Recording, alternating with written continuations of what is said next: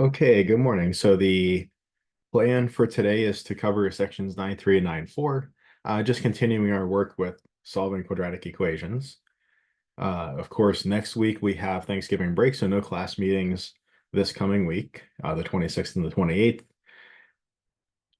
And note that we have a pretty quick turnaround when we come back. I think we might have talked about this a little bit before, um, but when we come back, we have basically 1 week and then final exam week. So because Thanksgiving break or Thanksgiving falls so late this year, Thanksgiving break is pretty late, and we only have 1 week after the break before finals. So the Unit 3 exam is oops, those aren't the right sections.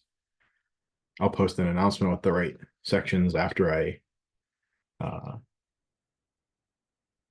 after I make the exam and the sample exam, but sections on the Unit 3 exam to be determined. But Unit 3 exam week is the week that we come back from Thanksgiving break. That Tuesday that we come back, we'll finish up the material we're going to cover in Chapter 9. We're going to skip over 9.7 and 9.8. It was originally on the schedule, but it's kind of ancillary material to quadratic equations and functions, so we're not going to worry about that. And then Thursday, we'll pick a couple of sections from the optional material in chapters 10 and 11, exponentials and logs and conic sections. Pick a couple of selections from there, and that will wrap up our course material. And then final exam week. So final exam week will be Friday the 6th through Friday the 13th. So technically, final exam week starts that Tuesday. And in a remote course like this, when I'm giving you flexibility with the exam, typically I would have the due date set at Friday the 13th anyway. And I figured since I wanted to give you a little more flexibility, we'll post the final exam a little early on Friday the 6th. That does mean that if you want to take the exam over that weekend, again, that's a pretty quick turnaround. We come back from Thanksgiving break. We're right into Unit 3 exam week. And then that following that Friday and that following weekend, the final exam will be available. So again, really quick turnaround. So I do recommend thinking of your Thanksgiving break as a little bit of like a working vacation. So maybe, I wouldn't say to spend as much time as you usually do over Thanksgiving break working on the course material, but maybe touch base with the course material a couple of times, maybe pick, say, Tuesday or Wednesday of Thanksgiving week and maybe Saturday, something like that, knock out a homework set or two, do a little bit of review or studying for the Unit 3 exam or reviewing for the final exam, something like that. And if you do that for each of your courses, that's going to make, final exam week probably go a lot more smoothly, especially given the really quick turnaround after Thanksgiving break. A lot of times after Thanksgiving break, we have 2 weeks and then finals week. It's a little bit more relaxed, but we really have to be on top of our game for this, just the way that this semester fell. And that's just because Thanksgiving ended up so late this year. The quote of the day today is by Peter Arve, a co-founder of Prezi. And his quote, "The concept of always being reachable makes us present nowhere." So, I know that I just said over Thanksgiving break, let's make it a little bit of a working break. But when you're not working, maybe take that time to disconnect a little bit, take a break from all the technology and be present with those who you're physically present with. And then especially after, final exams and final projects and all of that are over, then kind of, then disconnect from school, take a good break, enjoy that month or so off until the spring semester. Okay, so any questions on any of the administrative stuff before we get started?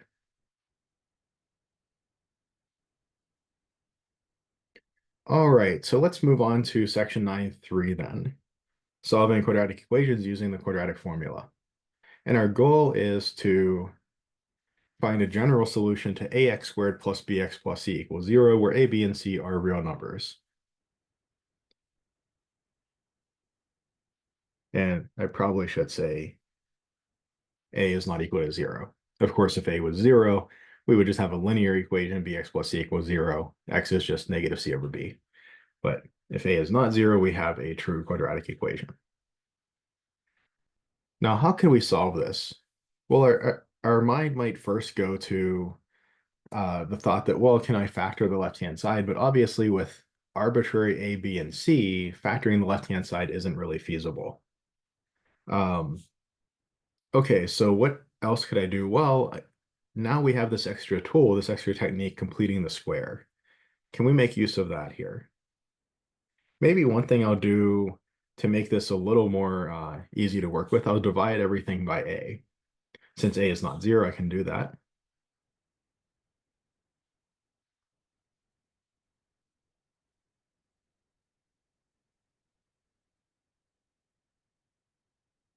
Okay. And maybe now I'll subtract c over a to the other side.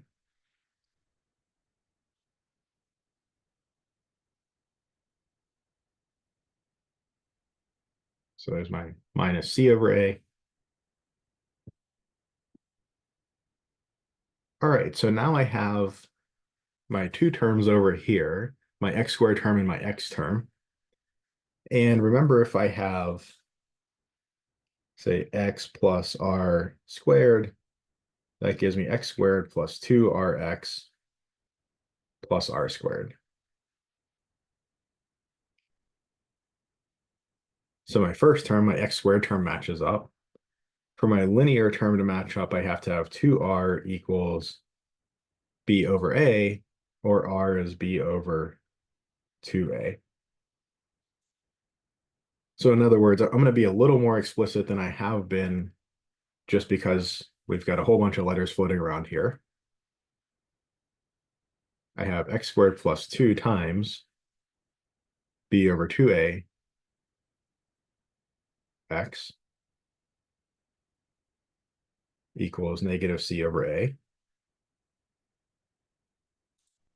So I see that my r is b over 2a. And now I want to add r squared to the left-hand side to make a perfect square.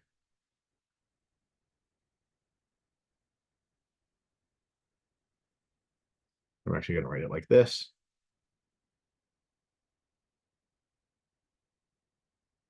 So I want to add b over 2a all squared to the left-hand side.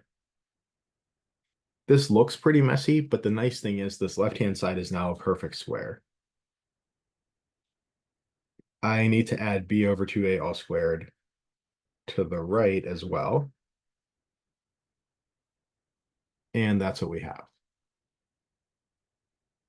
This looks pretty terrible, but we're on the right path because we can write the left-hand side as a perfect square, as x plus something all squared. So I have x plus b over 2a all squared on the left, right? This gives me my first, give me x squared. My outsides give me a plus 1 b over 2ax. My insides give me plus another b over 2ax for a 2 b over 2ax. And my last give me a b over 2a all squared.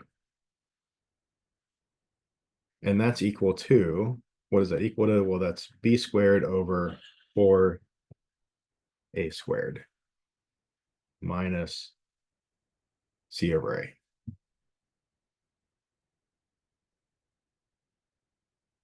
Let me do one more step and make that right-hand side look a little nicer.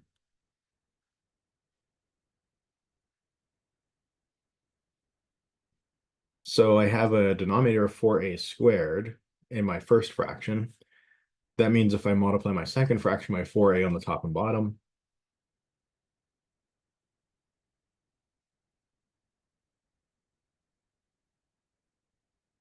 then I can write that over a common denominator.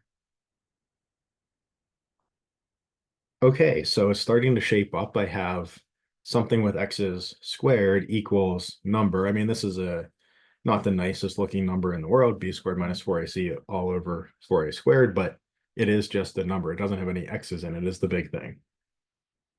I can square root both sides.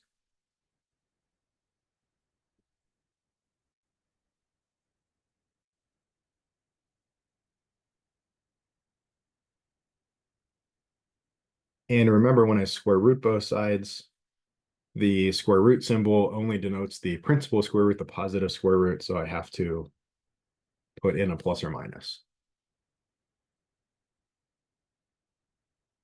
And I'm almost there. I can solve for x now. I just have x plus a number equals what's essentially a number, plus or minus a number. It's messy looking, but it's really just x plus number equals number. I just subtract b over 2a to the other side.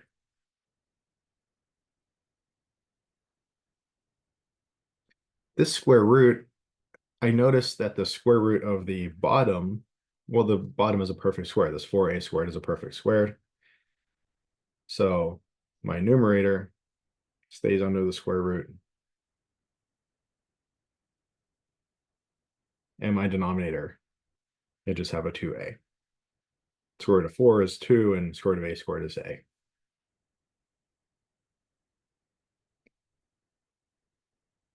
And I can write this as negative b plus or minus square root of b squared minus 4ac all over 2a. And that formula likely rings a bell for you, the quadratic formula. That's what we just derived. So the quadratic formula, the solution or solutions to ax squared plus bx plus c equals 0 are negative b plus or minus square root of b squared minus 4ac all over 2a. This is probably a good formula to memorize. I know that it's a little bit long. Let me actually bump this down to the next line so it shows up a little bigger on your screen there. There we go. It's a little bit long to memorize, but it's one of those things that, especially after you go through, 10 or 15 or 20 of these problems, between, the lecture and practice on the homework and all of that, it's not too bad to memorize it. One note here is this thing under the square root, this b squared minus 4ac bit, that kind of tells us something about the nature of the solutions. It is called the discriminant because it discriminates between the different types of solutions. So d equals b squared minus 4ac, the thing that goes under the radical. If it's positive, then I end up with, let's say b squared minus 4ac was 1, square root of 1 is 1. Then I end up with something plus 1 over 2a is one solution, and something minus 1 over 2a is the other solution. I end up with two unique real solutions, or maybe two distinct real solutions is maybe another way to say it. Maybe even a better way to say it than unique is two distinct real solutions. If my discriminant is positive, I end up with two distinct real solutions. If it's 0, if b squared minus 4ac is 0, then I'm taking the square root of 0, and that's just 0. So I end up with number plus 0 over 2a or number minus 0 over 2a. Well, they're the same number. I just added and subtracted 0. I didn't actually change the value at all. I actually end up with one repeated real solution that is x equals negative b over 2a. So a quadratic equation, it has a second power. And we saw that typically we'll get two solutions. But we can be in this kind of strange case where we get basically one solution, or what we might call one solution with multiplicity 2. This is the case where we have a perfect square, where we have a perfect square quadratic that simplifies to something like, x minus 1 squared equals 0. And, so we have kind of two factors of x minus 1. That's why it has a multiplicity 2, we say sometimes. And then the third case, which we can now handle, which we wouldn't have been able to handle a couple chapters ago, is, well, what if the discriminant is negative? I mean, certainly we can come up with values of a, b, and c where b squared minus 4ac is negative. Just pick, say, a and c to be big positive numbers and b to be a smaller magnitude number, and that will do it. Well, in this case, a negative discriminant means I'm square rooting a negative number. Well, the square root of a negative number, that's an imaginary number. And wrapped in with all of this other stuff, Well, that makes a complex number. So I actually end up with two unique or two distinct complex solutions. And they would look like x equals negative b over 2a for the real part, plus or minus square root of negative d. Remember, d is negative, so here we're taking square root of negative d, square root of the positive of that. Square root of negative d over 2a. That's the imaginary part, or the imaginary coefficient, times I. So we have three different possibilities. Positive discriminant, we get two distinct real solutions. Discriminant 0, we get one repeated real solution. And discriminant negative, we get two distinct complex solutions. Okay, so let's take a look at some examples. So our first one here, solve 2x squared minus 3x minus 2 equals 0. Now I note that my quadratic formula applies to the quadratic equation ax squared plus bx plus c equals 0. Let me pop that over here.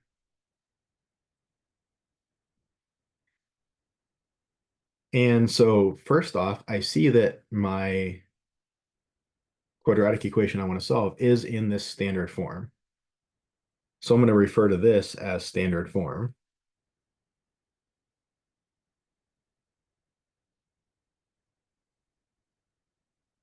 So I have everything on one side, a 0 on the other side.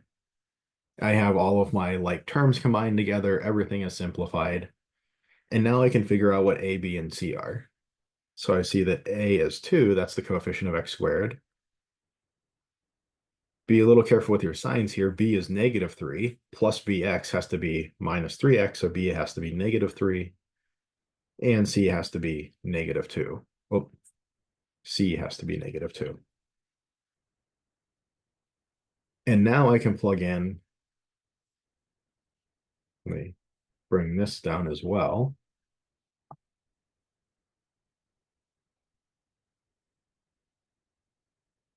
Now I can plug into my quadratic equation, my quadratic formula,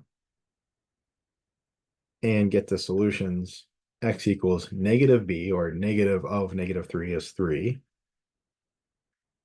plus or minus square root of b squared, negative 3 squared is 9, minus 4 times a is 2, times c is negative 2, and that's all divided by 2a, or 2 times 2. Now, when I want to simplify this, I'll probably start with my square root. So I have x equals 3 plus or minus the square root of, well, 9 minus 4 times 2 times negative 2. That's 9 plus 4 times 2 is 8 times 2 is 16, is 25. And that's over 4.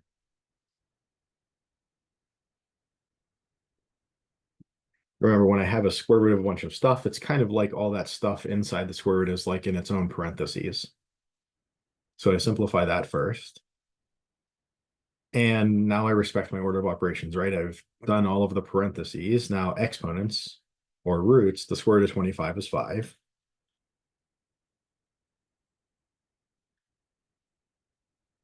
And this gives me two solutions. One, x equals 3 plus 5 over 4. That's 8 over 4,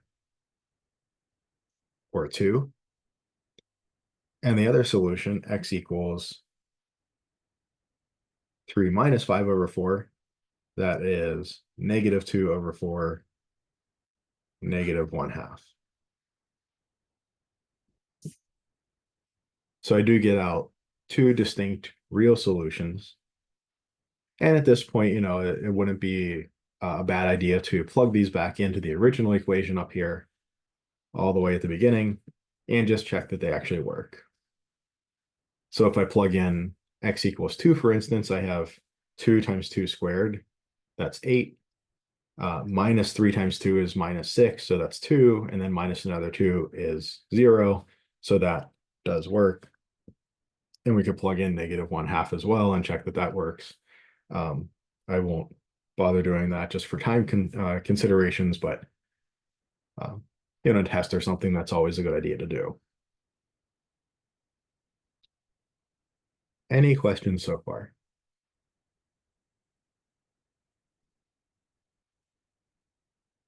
Okay, let's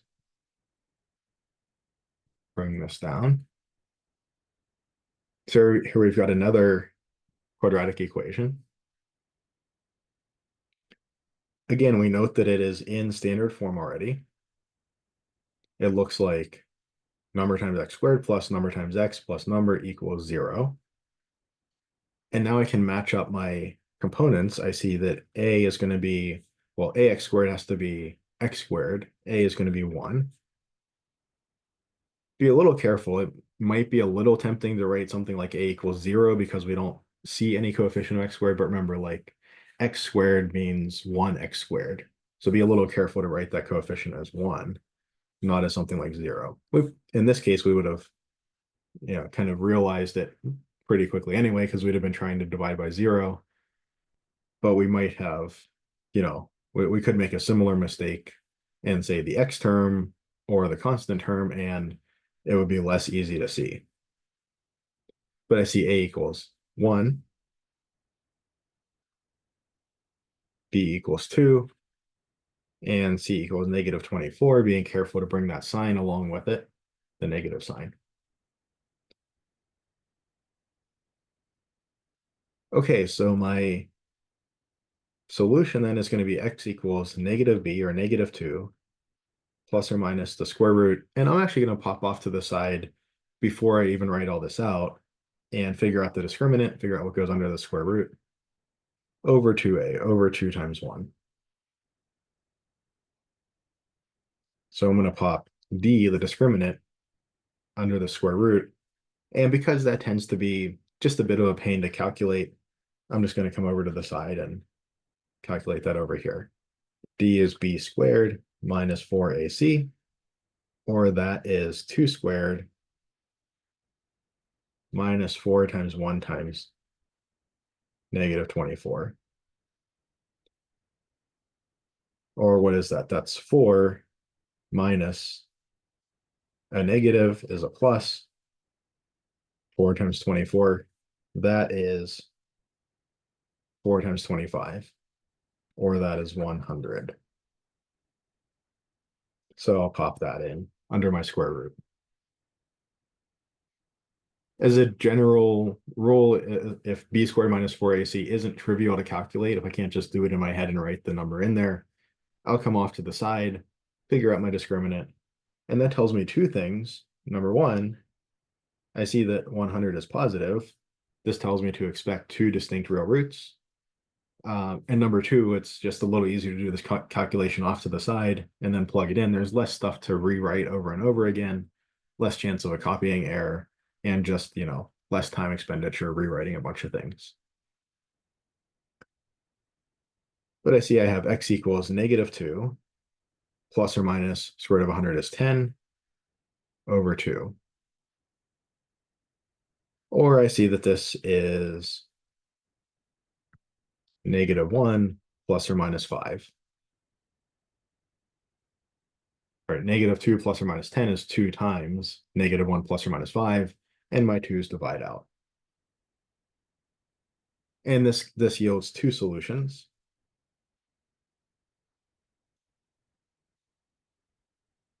X equals -1 plus 5, and x equals -1 minus 5. -1 plus 5 is 4, -1 minus 5 is -6.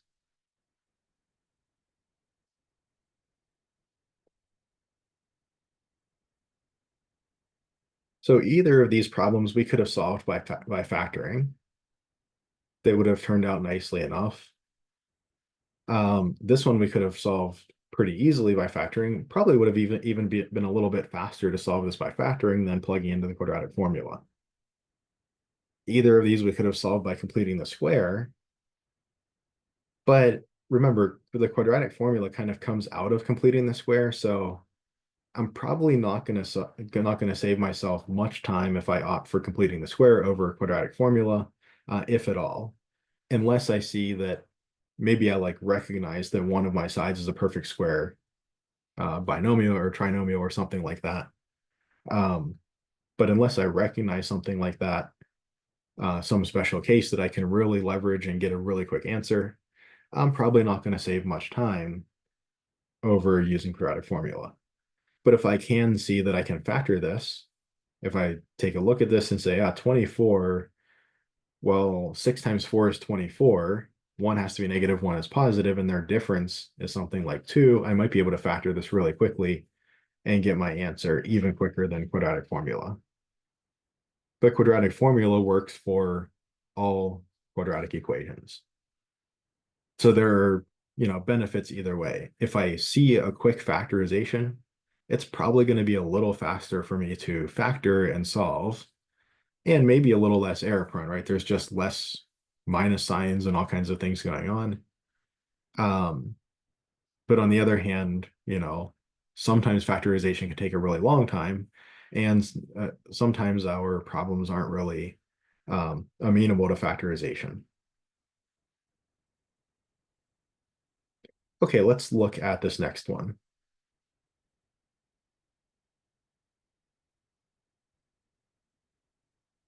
Again, I'll copy this down just for reference.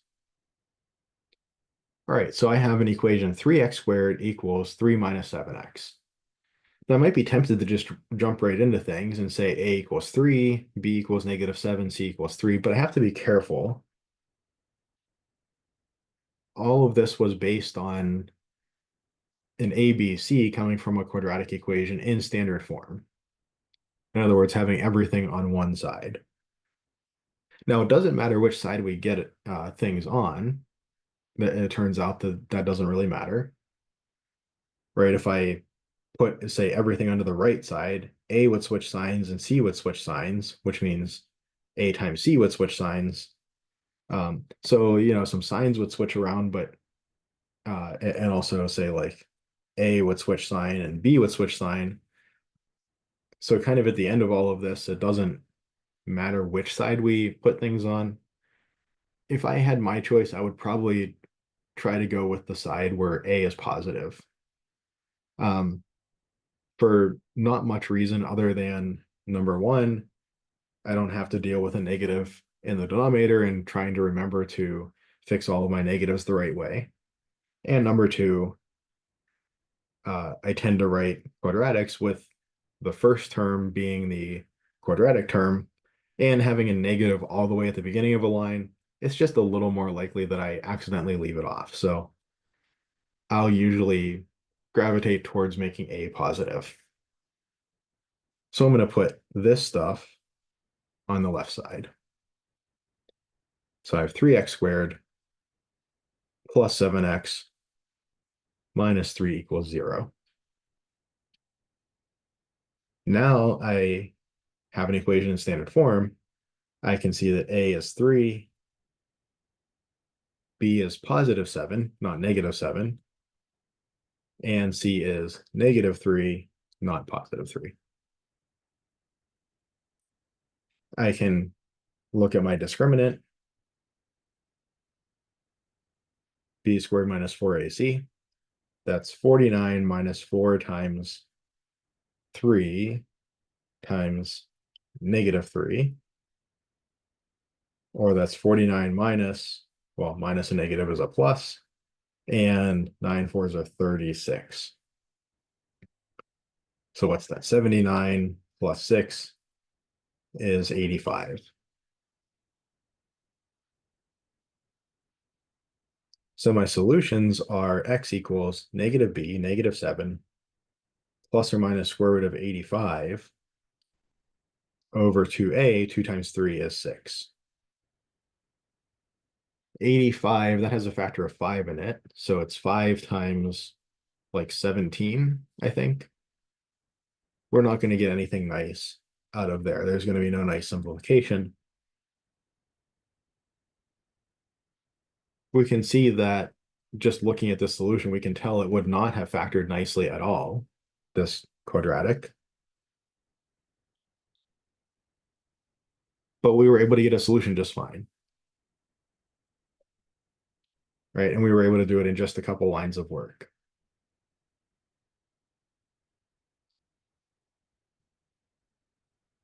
Okay. I guess I can just move this down instead of copying it. So what about this one? 2x squared plus 3x plus 7 equals 0.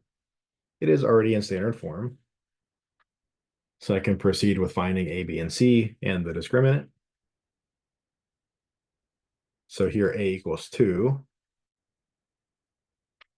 b equals 3, and c equals 7.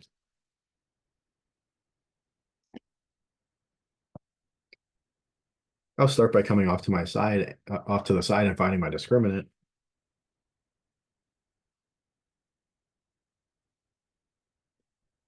So this is going to be b squared, or 3 squared, or 9, minus 4 times a is 2 times c is 7. Or this is 9 minus 7 fours are 28 times 2 is 56. And well, 56 minus 9, I think, is 47.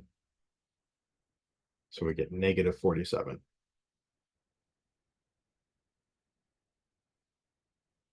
I note that my discriminant is negative, which means I'm going to get complex solutions. So I'm going to get number plus or minus number times I.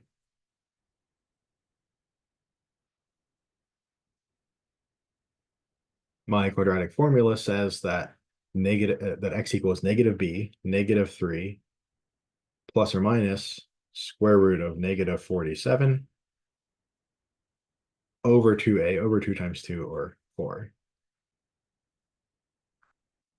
Or I see that x is negative 3/4 plus or minus square root of negative number is square root of that positive of that number times I. So I get square root of 47. There's going to be no simplification there, over 4 times I. These are my two complex numbers that give solutions to this quadratic equation. I certainly would not have been able to find these by factoring either. They both have real part, negative 3/4, and they're complex conjugates of each other, right? They have the same size of the imaginary part, root 47 over 4, but with a plus or a minus. Any questions on any of this?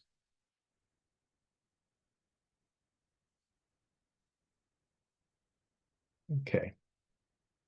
Might as well just keep moving this down instead of copying it over and over. Okay, let's look at this this problem. 9x squared plus 12x plus 4 equals 0. Again, I look at this and I see that, okay, it is in standard form, so we're good to go. We can find a, b, and c right away. A is 9, b is 12, c is 4.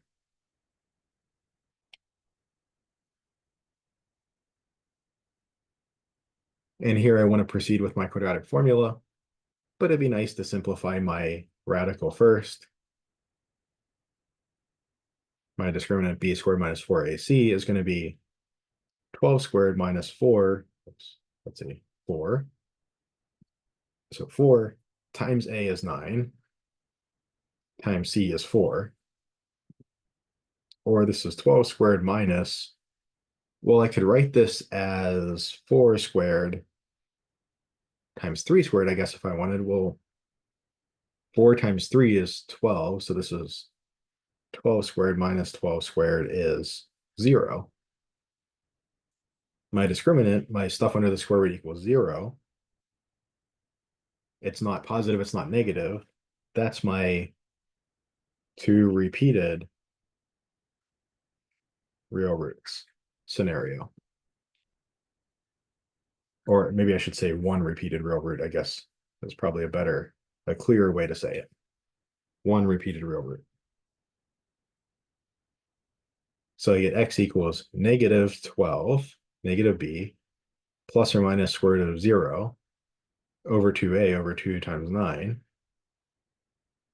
But this is just negative 12 over 2 times 9. I can divide out a factor of 2 with the 12 on the top, leaving me with 6, and a factor of 3 from the 9, and I get x equals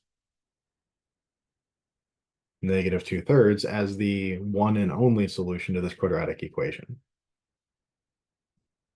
I note that this left-hand side, if I had looked at factoring it, it would factor as 3x plus 2 all squared equals 0.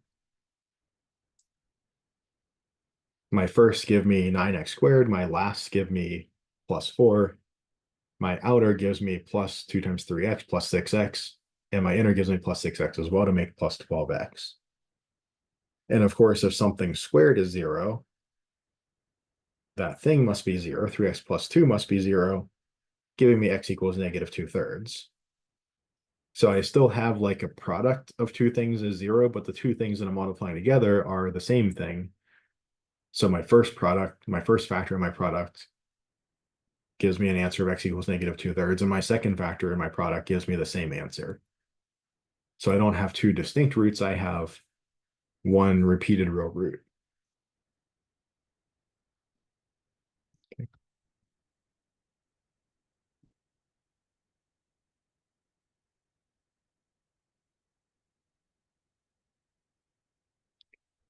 Okay, last problem in this section. Let's look at solving 1/2 x squared plus 1/6 x equals 1/3. Got a couple of things going on here. Number one, I've got a lot of fractions floating around. And number two, I'm not in standard form. Let's start by putting everything in standard form. I have 1/2 x squared, so that's already a positive a, positive coefficient of x squared. So I'll put everything on the left to get 1/2 x squared plus 1/6 x. That's 1/6 x. It kind of looked a little like a 1/6x. And then minus 1/3 equals 0. So now I'm in standard form.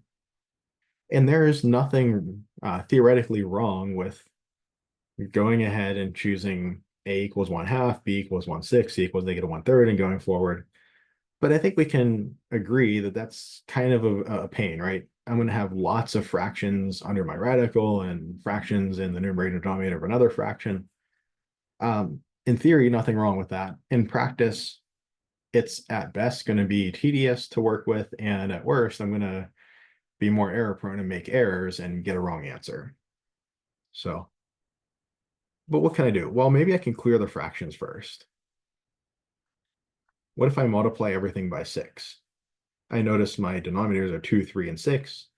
The LCD for these three denominators would be 6 then. So if I multiply both sides of my equation by 6, well, 0 times 6 is 0. That's not bad. 6 over 2 is 3, 3x squared. 6 over 6 is 1, 3x squared plus x. And 6 over 3 is 2, minus 2. I would much rather work with this equation, a equals 3, b equals 1, c equals negative 2, than with all those fractions. It's going to be much less error prone and much less tedious.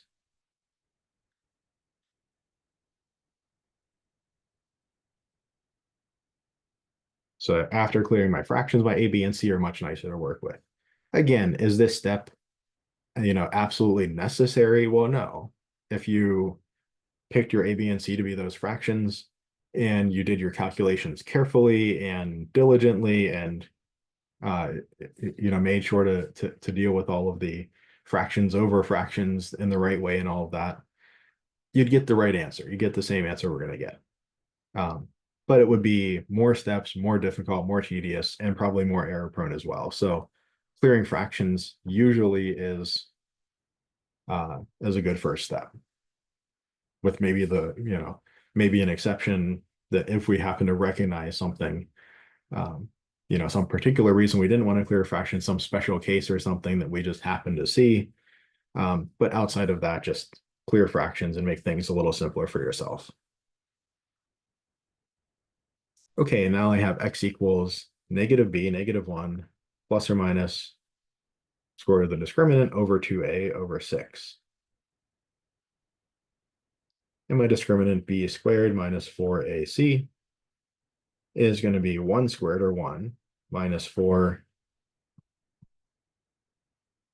times a of 3 times c of -2. This is 1 minus a negative is plus.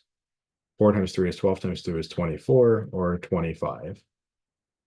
My discriminant is positive. I expect 2 distinct real roots.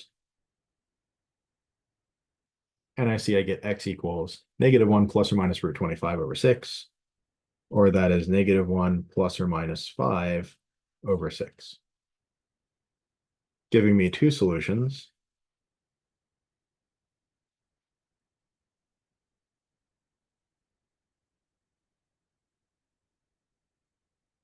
X equals -1 plus 5 over 6, and x equals -1 minus 5 over 6.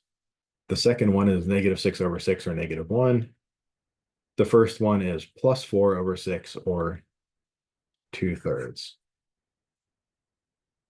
And as I've mentioned before, ideally we would go back and we would plug each of these back into the original equation. We would check our work, but just for time consideration, we're not doing that most of the time here. Any questions on anything so far?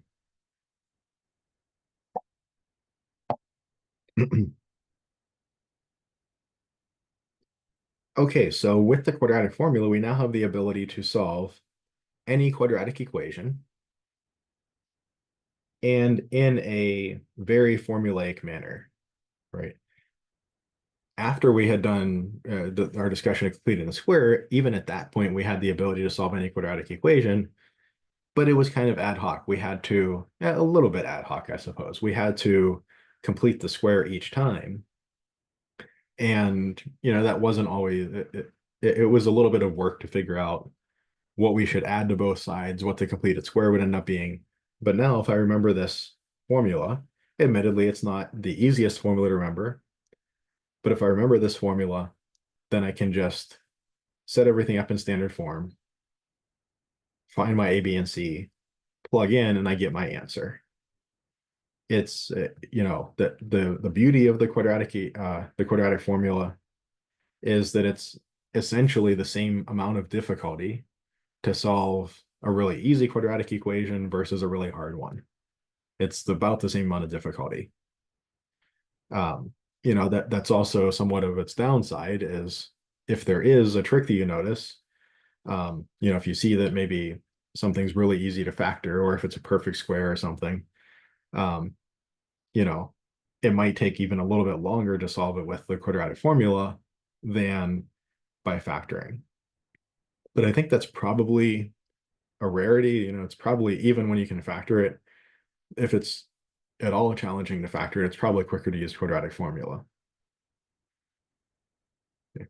So unless you have kind of a pretty good reason to factor, or if you recognize a factorization right off the bat, at this point, I would just default. I'm having trouble selecting this and not getting all of that stuff. I would just default to using the quadratic formula from this point forward. Okay, so moving on to section 9.4. Solving equations that are quadratic in form.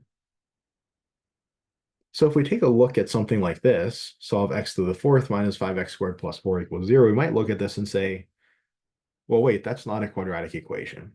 It has a fourth power. It's a quartic equation. And that's true, but it's a special kind of a quartic equation. In other words, I could think about this as x squared squared minus 5x squared plus 4 equals 0. If I really wanted to be pedantic, I could make a substitution, say u equals x squared, something like that. And then I have u squared minus 5u plus 4 equals 0. And I note that this is quadratic in U. It's quadratic in x squared. This is a quadratic equation. And let's do this one by factoring because it's pretty easy to factor. U minus 1 times U minus 4 equals 0. And this gives me two solutions. U equals 1 and U equals 4. Now, these aren't my solutions to my original equation, though, right? These are the U solutions. To get the x solutions, I have to substitute back in. X squared equals 1 and x squared equals 4. Well, x squared equals 1 has two solutions itself. X equals plus or minus 1. And x squared equals 4 has two solutions as well. X equals plus or minus 2. For my quartic equation, for my fourth power equation, I actually have four solutions. X equals plus or minus 1 and plus or minus 2. But this is the idea behind solving equations that are quadratic in form.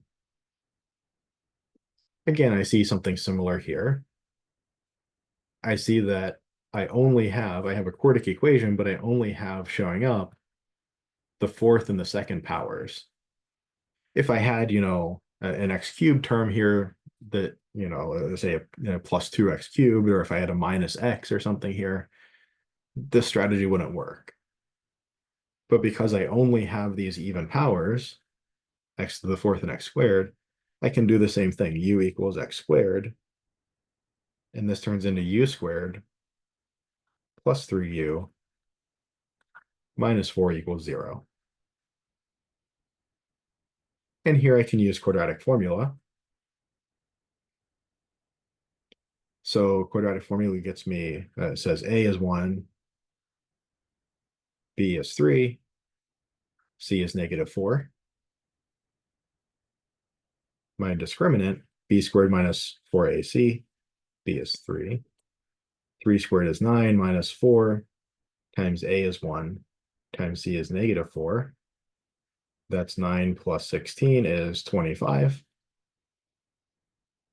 And I see that U, importantly, this is an equation of U, is negative B, negative 3, plus or minus square root of 25, that's 5, over 2A, or just 2.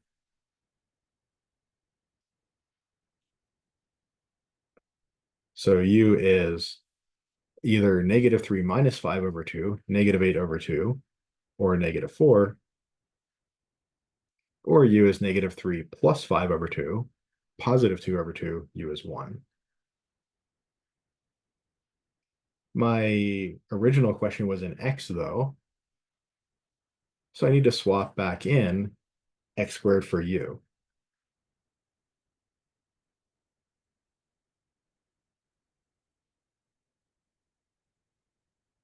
Well, X squared equals 1 has two solutions. X equals plus or minus 1. X squared equals negative 4. Be a little careful here, but I think we can see pretty readily that X is plus or minus 2I. Right? X would be like plus or minus square root of negative 4, or plus or minus square root of 4 times I, or plus or minus 2I. I get my four solutions here. Note that U, my quadratic in U, gave real solutions. But when making my way back to X, because U is X squared, and one of my U solutions was a negative real number, when I square root it, that leads to an imaginary number. So even though my quadratic in U, as far as U was concerned, had two distinct real solutions, once I try to square root those to get back to X, then I introduce some imaginary solutions.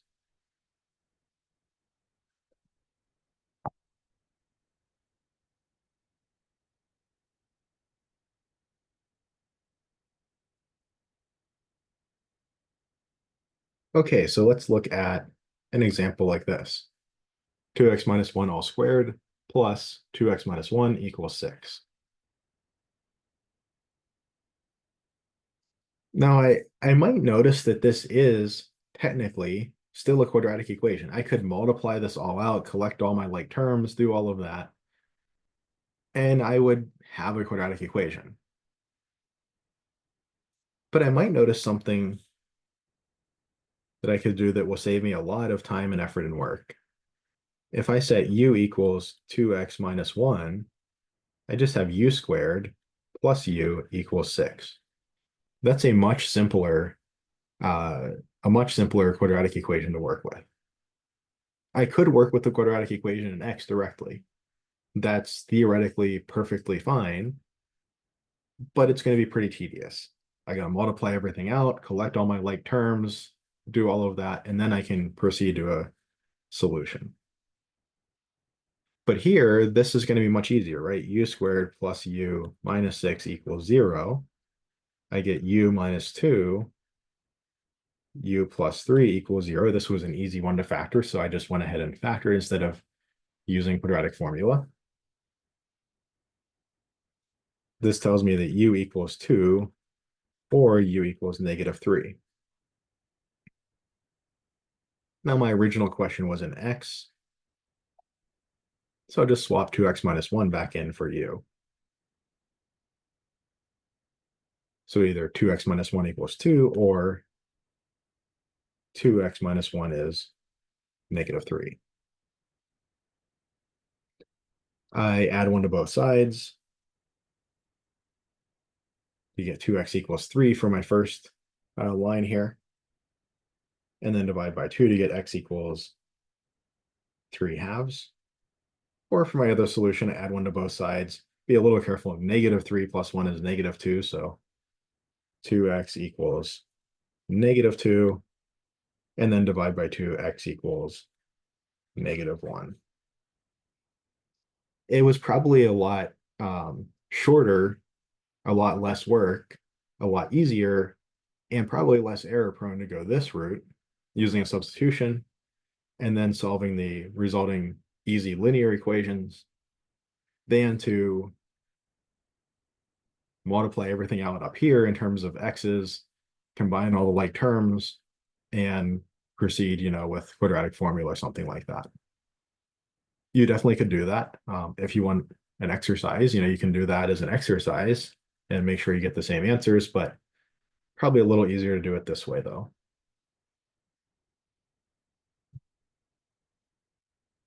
We can even have problems that, don't look like they're quadratic in nature at all.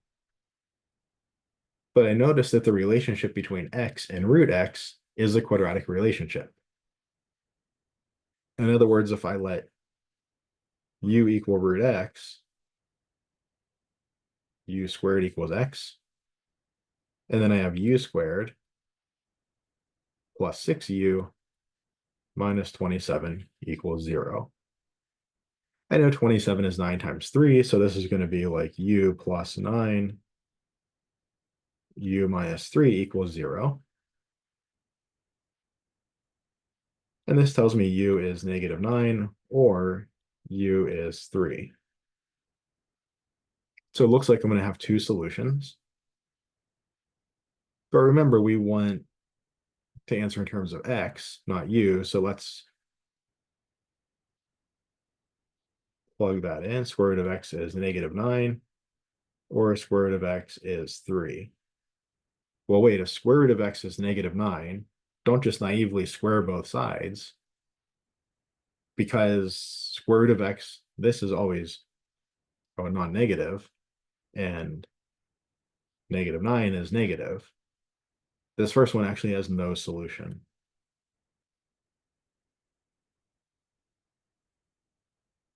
This has no solution. Uh, yeah. And for square root of x equals 3, well, here we have x equals 9. So that's not a problem.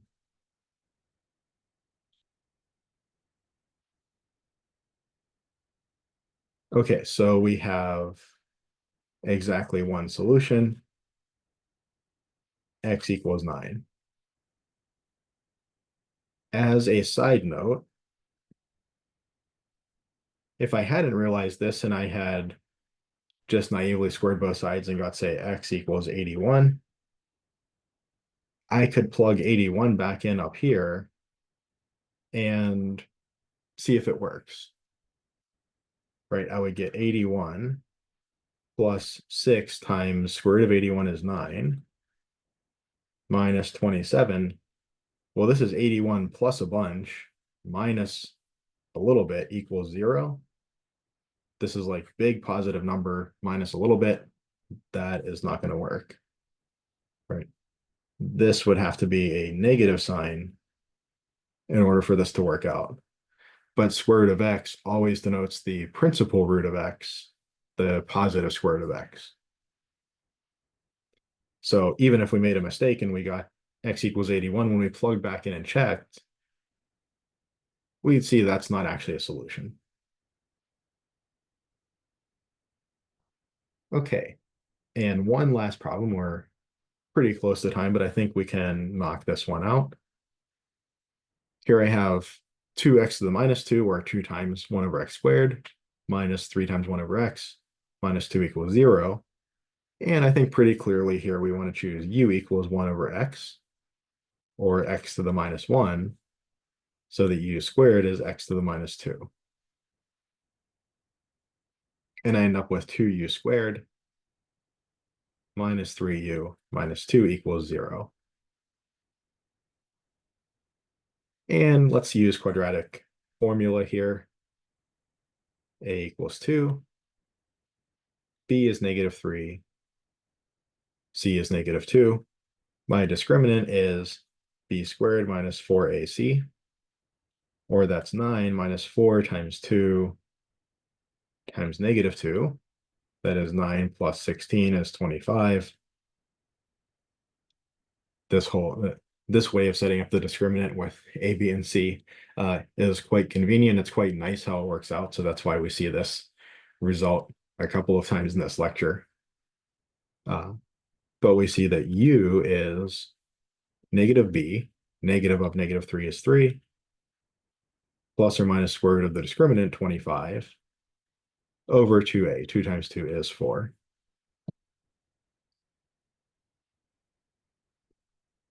Or u equals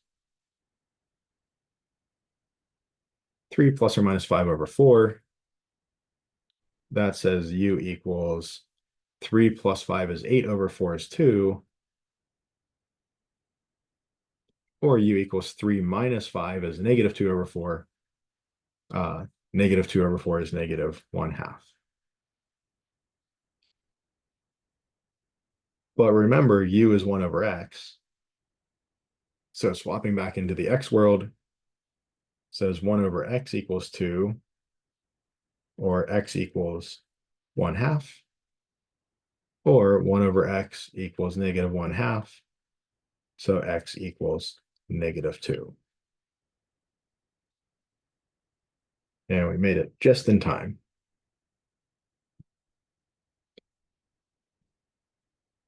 So we can solve now all of our quadratic equations with a formulaic approach, and even equations that might not look like quadratic equations at first glance, but we can really leverage their quadratic form to solve them.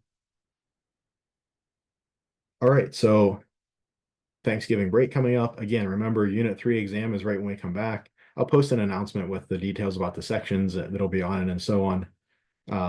Finishing up Chapter 9 the day that or the class meeting after we come back. And then a couple of just motley assortment of topics from chapters 10 and 11.